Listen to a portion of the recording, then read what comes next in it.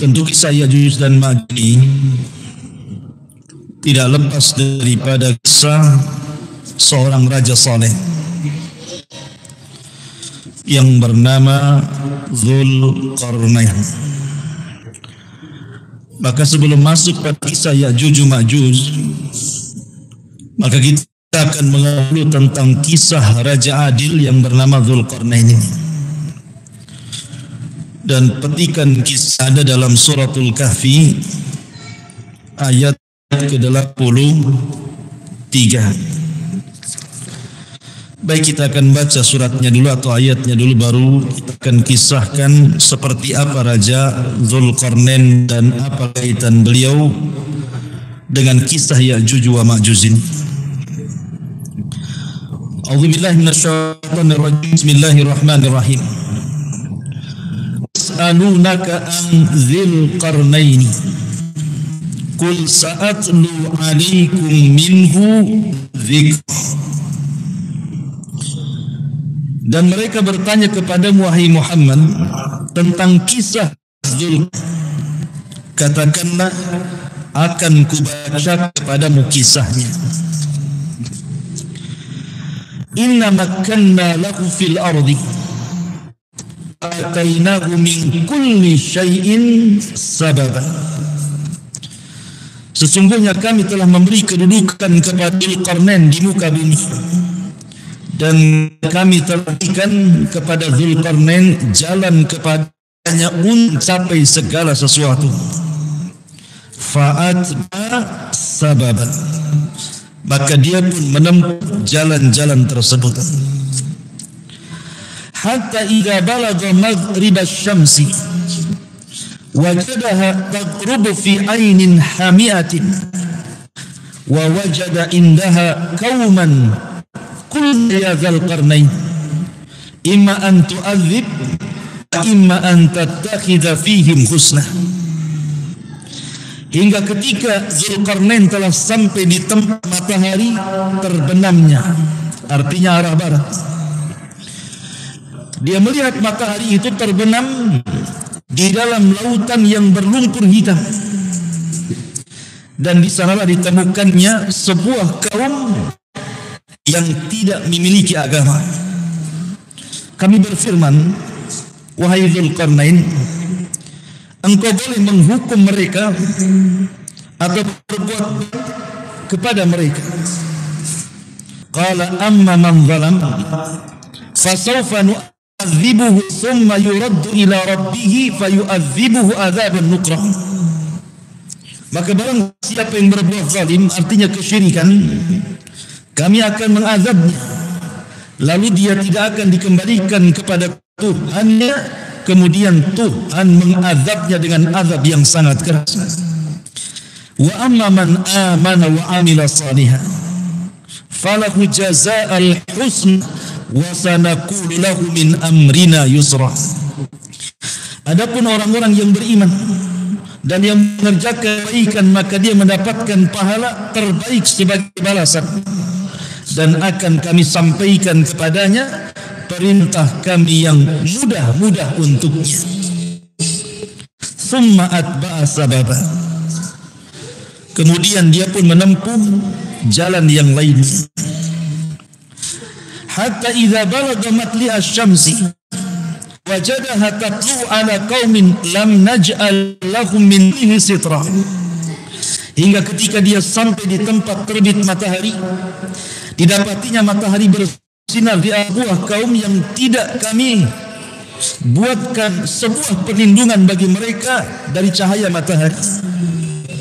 Kadzalika wa qad ahatna bima ladaihi khubra. Demikianlah, dan sesungguhnya kami mengetahui segala sesuatu yang ada padanya, maksudnya Dzulqarnain. Tsumma atba'a sababa, kemudian Dzulqarnain menempuh jalan yang lain. Hatta idza balagha baina saddaini wajada min dunihima qauman la yakaduna yafqahuna qawlan. Hingga ketika dia sampai di antara dua gunung, didapatinya di belakang kedua gunung itu sebuah kaum yang hampir tidak dipahami cara bicaranya. qalu ya dzal qarnain inna ya'juj wa ma'juj mufsiduna fil ardh. Dari sini mulai kisahnya. Mereka berkata, wahai Dzulqarnain, sesungguhnya Ya'juj wa Ma'juj adalah makhluk yang merusak bumi. Fahal naj'alu laka kharjan ala an taj'al bainana wa bainakum sadda. Kemudian mereka mengatakan, maka wahai Dzulqarnain, bolehkah kami membayarmu imbalan agar engkau membuatkan benteng penghalang antara kami dan mereka Ya'juj wa Ma'juj? Qala ma makkani fihi rabbi khairun fa'inuni bi quwwatin aj'al baina wa bainakum radda. Telah dianugerahkan Tuhanku kepadaku jauh lebih baik dibandingkan imbalan kalian, maka bantulah aku dengan kekuatan agar dapat membuatkan dinding penghalang antara kamu dengan mereka. Atuni zuburul hadid hatta idza sawa baina sadafaini qala anfuhu hatta idza ja'alahu naran qala atuni ufrid alaihi qitra. Berilah aku potongan-potongan besi hingga ketika potongan besi itu telah terpasang dan sama rata dengan kedua puncak bukit itu, Dzulqarnain berkata, tiup api padanya. Ketika besi-besi itu sudah menjerah seperti api, dia pun berkata, berilah aku tembaga yang mendidih, akan kutuangkan di atasnya besi panas itu. Famastata'u an yadharuhu wa mastalahu naqba. Maka mereka Ya'juj wa Ma'juj tidak dapat mendakinya dan tidak dapat pula melubanginya. Qala hadza rahmatun min rabbi fa idza jaa wa'du rabbi ja'alahu dakka wa kana wa'du rabbi haqqan. Sampai di sini kisah Dzulqarnain. Dzulqarnain berkata, dinding itu adalah rahmat dari Allah. Maka apabila Ya'juj, apabila janji Tuhanku sudah datang, maksudnya mendekati kiamat, dia akan menghancurkan benteng itu dan mengeluarkan Ya'juj, dan janji Tuhanku itu sangat benar. Baik. Ma'asyiral muslimin yang dimuliakan Allah Subhanahu wa taala. Kisah Dzulqarnain ini adalah kisah yang menarik dan banyak dan syarat pelajaran. Sebelum saya mulai kisah Dzulqarnain, bila Nabi SAW pernah diberikan soalan oleh orang-orang musyrik Arab. Kita tahu bahwa Madinah itu penuh dengan orang-orang Yahudi, dan orang-orang musyrik Arab paham bahwa orang-orang Yahudi itu diberikan kitab kepada mereka dan pengetahuan tentang kenabian. Sementara orang-orang musyrik Arab itu mereka tidak yakin dengan kenabian Rasul. Maka mereka kemudian berusaha bertanya kepada orang-orang Yahudi Madinah. Berangkatlah tokoh Quraisy ini menuju Madinah bertanya soal kenabian. Apakah Nabi yang muncul di Mekah itu benar adanya ataukah dusta adanya? Maka para pembesar Yahudi itu kemudian ada yang mengatakan bahwa akhbarul pembesar Yahudi di Yathrib mengajarkan kepada musyrik Arab itu 3 soalan. Mereka mengatakan, saluhum an Muhammadin wasifu lakum sifatahu wa akhbiruhum biqaulihi fa innahum ahlul kitabil awwal. Kata pembesar orang-orang musyrik itu, coba tanya mereka kepada mereka orang-orang Yahudi tentang Muhammad. Kemudian sifatkan kepada mereka si Muhammad ini seperti ini.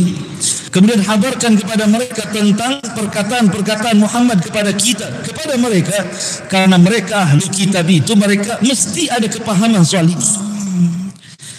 Maka kata orang-orang Yahudi itu, kalau memang dia seorang nabi, tanya kepada dia 3 soalan. Kalau seandainya dia sanggup menjawab, saluhu an thalathin, tanya soal 3 soalan, kalau dia bisa menjawab, fahuwa nabiyyun mursal, berarti dia memang nabi yang diutus. Tapi kalau dia tidak bisa menjawab, maka dia bukan seorang nabi, dustakan pengakuannya. Yang pertama kata orang Yahudi, tanyakan kepada mereka, saluhu an fidyatin zahabu fid dahril awal maka min amrihim. Tanya pada si Muhammad yang ngaku nabi itu tentang anak muda yang ada di zaman dulu yang dalam sebuah gua. Bagaimana ceritanya? Jadi seorang nabi mesti tahu ceritanya.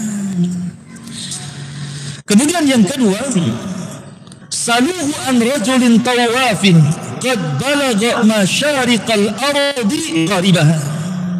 Tanyakan juga kepada si Muhammad itu tentang seorang laki-laki yang tawaf keliling dunia sampai mencapai ujung timur dan barat.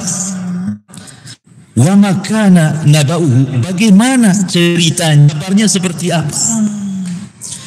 Kemudian yang terakhir, wasaluhu an ruh, tanya juga tentang ruh, apa itu ruh?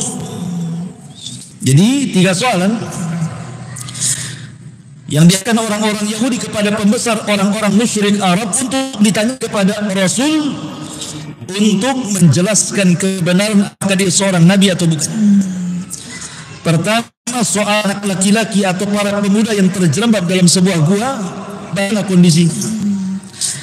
Kemudian yang kedua tentang seorang laki-laki yang keliling dunia tawaf sampai ke ujung timur dan barat, bagaimana kabarnya. Kemudian tentang ruh, apa itu ruh. Maka berangkatlah orang-orang kembali ke Mekah. Kemudian berjumpa dengan Nabi SAW. Kemudian mereka berjanji, kalau Nabi SAW bisa menjawab 3 soalan itu, maka mereka akan beriman. Karena dia memang Nabiun Mursal, Nabi yang diutus. Tapi kalau seandainya dia tidak bisa, berarti kau ini hanya seorang pendusta belaka. Kemudian Nabi SAW dengan senangnya akhirnya lupa mengucapkan kalimat in Allah. Dia mengatakan, besok saya akan jawab. Setelah kemudian diberikan soalan-soalan tersebut, Rasul langsung mengatakan saking bahagianya mereka kalau seandainya mendapatkan jawaban itu mereka akan beriman, dan Rasul yakin tahu bahwa Jibril akan datang nanti memberikan jawabannya, lupa pula mengucapkan insyaallah. Rupanya keesokan hari Jibril tidak turun. Tentu Nabi tidak mungkin menjawab dengan asal-asalan, pasti akan ketahuan kesalahan. Hari kedua Jibril tidak turun, hari ketiga tidak turun, seminggu lewat tidak turun, hari ke-10 tidak turun, hari ke-11, 12, sampai kemudian pertengahan bulan Jibril pun tidak turun. Mulailah orang-orang membicarakan tentang kedustaan Nabi, karena Rasul sudah janji besok jawabannya kan gitu, lupa mengucapkan insyaallah. Sementara Jibril tidak turun-turun dan tidak mungkin pandai-pandai menjawab. Karena bagaimanapun Nabi SAW la yantiqu anil hawa in huwa illa wahyun yuha. Tidak mungkin dengan hawa nafsunya, pasti dia bicara dengan wahyu. Ketika kemudian mulailah orang-orang Arab berbicara dengan kasar kepada Nabi SAW, dan Nabi SAW mulai sempit dadanya. Qad na'lamu annaka yadhiku sadruka bima yaqulun. Sampai katakan, dan kami tahu bagaimana sempitnya dadamu wahai Muhammad, mereka katakan kepadamu. Ketika hampir mendekati bulan, maka turun memberitahu jawaban dengan menurunkan suratul Kahfi. Adapun anak-anak muda yang terjerembab dalam sebuah bala Ashabul Kahfi, kemudian dibacakan ayat tentang masalah kisah Ashabul Kahfi dalam suratul Kahfi. Adapun laki-laki yang tawaf sampai ke ujung timur sampai ke barat, dialah Raja Adil Dzulqarnain yang nanti kita akan kisahkan. Adapun ruh, katakan ya Muhammad, qulir ruhu min amri rabbi. Urusan ruh itu urusan Allah, kita tidak tahu hakikatnya. Ma utitu minal ilmi illa qalila, karena kita tidak diberikan ilmu kecuali sedikit. Macam mana bisa menembus seperti bagaimana hakikatnya ruh? Katakan seperti itu. Jawaban ini benar orang-orang Yahudi, Tapi sekali lagi bahwa para pembesar musyrik Arab itu persis yang digambarkan di permulaan surah Al-Baqarah, a'anzartahum am lam tunzirhum la yu'minun. Kau beri peringatan mereka atau tidak, tetap saja tidak beriman mereka itu. Padahal sudah tahu jawabannya, nggak mau beriman juga.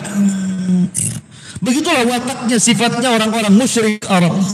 Makanya kenapa dakwah periode Mekah itu membarometer tentang suksesi dakwah di tempat-tempat yang lain. Kalau seandainya Nabi SAW bisa merubah bangsa Arab di Mekah, maka Rasul akan lebih bisa merubah bangsa daripada Arab. Kenapa? Karena degil dan kerasnya orang-orang Quraisy itu. Berarti di situ ekstra sabar, ya. Kemudian juga ekstra menggunakan metode-metode dakwah dengan berbagai macam metode. Kalau seandainya Rasul berhasil, maka akan berhasil terbalik. Karena orang-orang kaya itu digambarkan dalam Al-Quran asyaddu kufran wa nifaqah. Kalau kufur sekali, kalau nifak sekali, gitu loh. Baik. Dari sini kita tahu kisah Dzulqarnain. Di dalam surah yang saya tadi baca, Raja Dzulqarnain ini oleh Allah Subhanahu wa Ta'ala digambarkan tentang 3 rihlah, 3 safar. Pertama safar ke arah barat, kemudian ke arah timur, kemudian safar dijelaskan apakah utara atau selatan. Yang jelas salah satunya, tetapi Dzulqarnain sampai di sebuah tempat yang itu ada 2 bukit menjulang. Disitulah Nabi Dzulqarnain mendapati sebuah kaum yang ada kaitannya dengan dia. Ma'asyiral muslimin yang Allah Azza wa Jalla, siapa Dzulqarnain ini? Ada yang mengatakan bahwa Dzulqarnain ini hidup di zaman Nabi Allah Ibrahim alaihi salatu wassalam. Dia hidup di zaman Nabi Ibrahim. Kan dia belajar kepada Ibrahim dan masuk Islam di tangan Ibrahim alaihi salatu wassalam Khalil Rahman. Karena Ibnu Utsaimin rahimahullahu ta'ala, bahkan dia pernah tawaf dan haji bersama Ismail. Artinya bahwa Dzulqarnain hidup di masa Ibrahim alaihi salatu wassalam, dan dia seorang raja. Seorang raja dari 4 raja yang menguasai dunia. Yang 2 mukmin dan 2 kafir. Yang 2 mukmin maksudnya Dzulqarnain dan Sulaiman, yang 2 kafir maksudnya Namrud dan Bukhtun Nasr. Yang ketiganya Al-Mahdi Al-Muntadhar, Imam Mahdi yang ditunggu itu juga akan menjadi raja penguasa dunia. Tapi yang jelas bahwa Dzulqarnain seorang raja adil, walaupun menjadi khilaf para ulama, apakah Dzulqarnain ini seorang nabi atau rajulun saleh? Apakah dia seorang nabi ataukah dia orang yang saleh? Karena dia punya mukjizat mampu membuat benteng untuk menghalangi sebuah kaum dari kerusakan Ya'juj Ma'juj, dan benteng itu tidak bisa dihancurkan dan tidak bisa dipanjat. Kalau bukan mukjizat apa namanya? Sehingga ada sebagian ulama mengatakan Dzulqarnain itu adalah nabi. Mukjizatnya membuat benteng pemisah antara Ya'juj dan Ma'juj dan kaum yang dirusak. Tapi ada yang mengatakan bahwa dia bukan nabi. Dan ini yang raja yang kuat, bahwa Dzulqarnain itu raja yang bukan nabi. Dia raja yang saleh.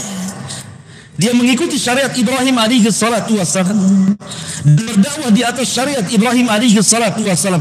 Dan Dzulqarnain raja yang menjadi percontohan para raja. Sehari-harinya dia gunakan untuk berdakwah, safar ke sana dan tidak pernah duduk di atas singgasananya. Dia bukan seperti raja duduk kantor kepresidenan, tidak. Dia membawa seluruh pasukannya, dan pasukan Dzulqarnain itu lengkap. Ada ahli perangnya, ada ahli kedok, ada ahli pembangunannya, arsitekturnya sudah dibawa. Semua ahlinya ada di situ. Makanya kenapa Allah Subhanahu wa Ta'ala mengatakan di dalam surah Al-Kahfi ini tentang Dzulqarnain ini, apa kata Allah?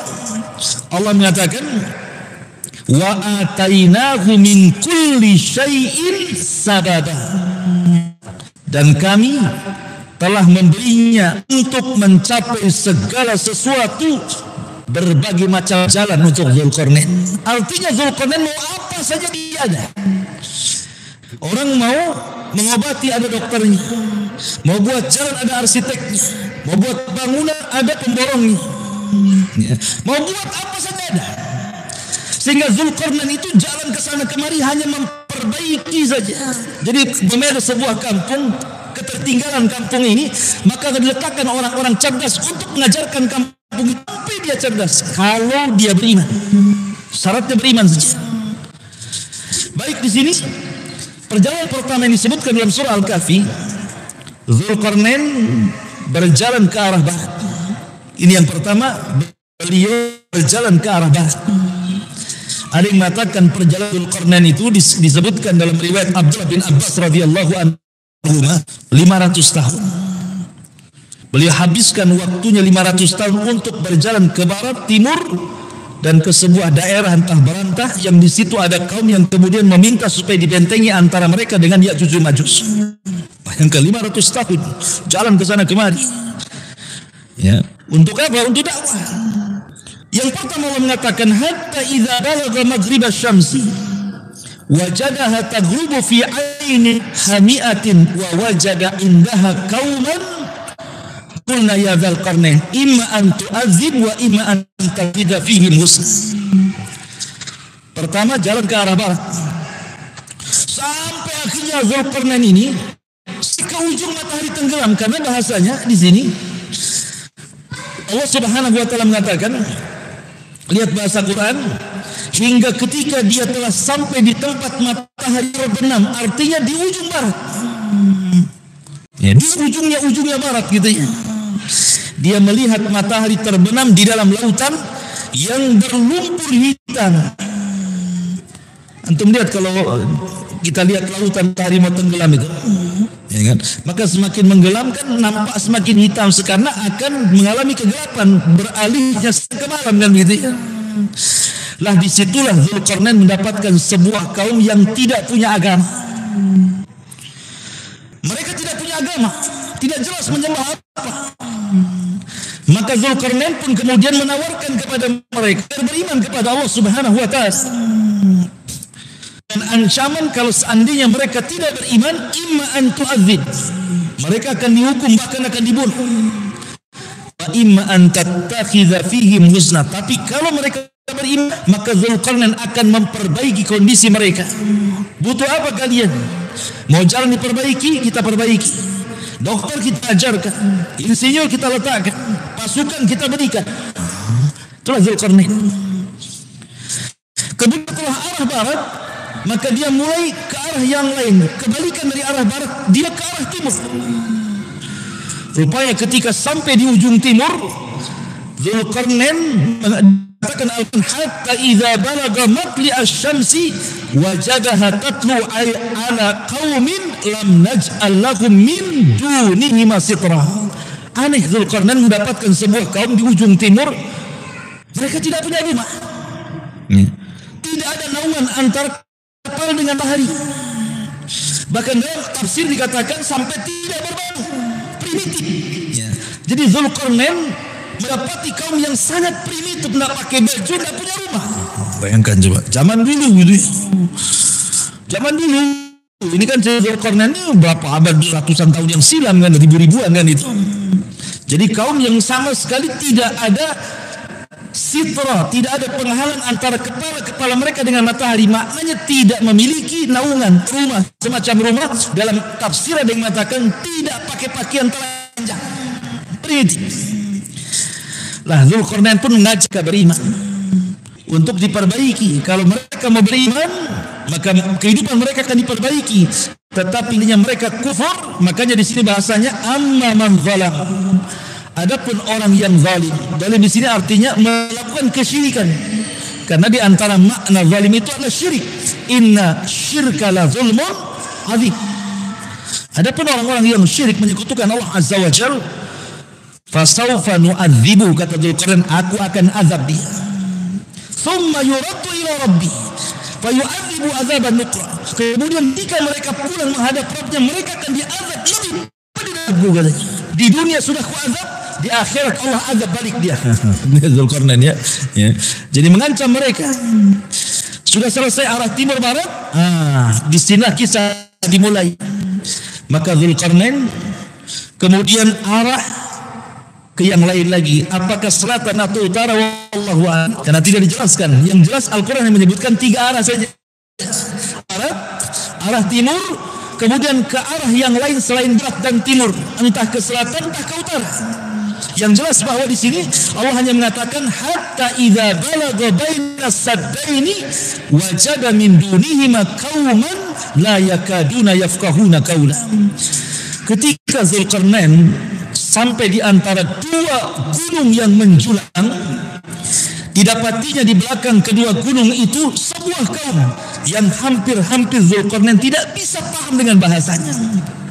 Sampai dijelaskan ahli tafsir, saking Zulkarnain tidak paham kamu ngomong apa itu, Zulkarnain itu sampai menyiapkan 10 penerjemah.